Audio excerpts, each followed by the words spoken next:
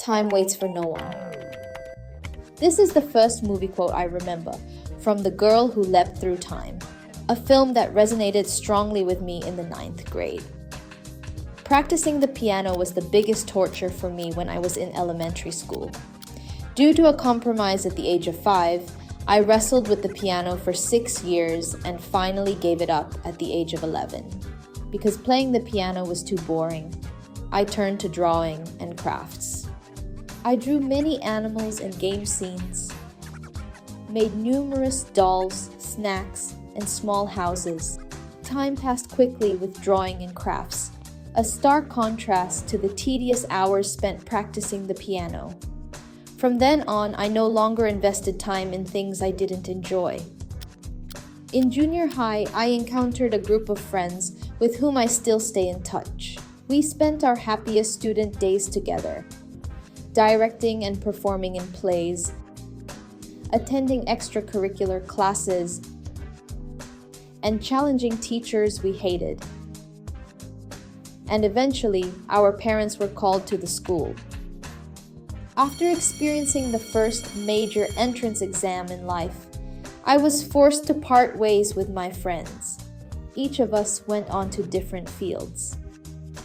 That was when I realized these carefree days would eventually pass. In high school, I was admitted to the art class as I wished, yet I always felt in a state of spiritual detachment from my physical self. I became only interested in off-school activities, dating, watching movies, and watching friends play the piano. I set a goal for myself, to attend a college far from my high school classmates. However, I couldn't forget the painful memories, just as I couldn't abandon the joyful ones.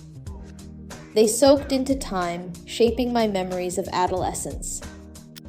In college, I began to try various things I hadn't done before. I dyed my hair in 6 different colors, became the president of the student union, and signed my first internship contract. I realized that I wasn't the introverted person my parents described. I was an ENFP. I returned home only twice a year.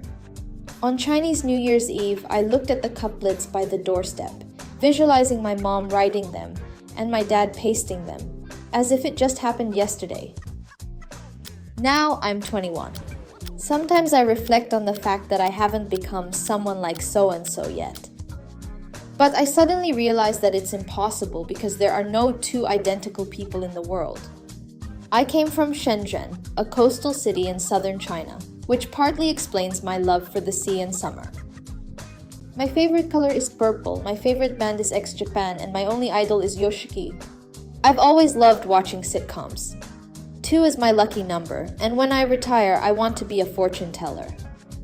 I am open-minded and optimistic, and I have a bit of procrastination, but I always manage to complete tasks before deadlines. I am YIOU, and I can't wait to introduce myself to the world in my own way. I want to make films that are different from others. I recalled the moment in a movie that initially captivated me and wrote the beginning, "Time waits for no one."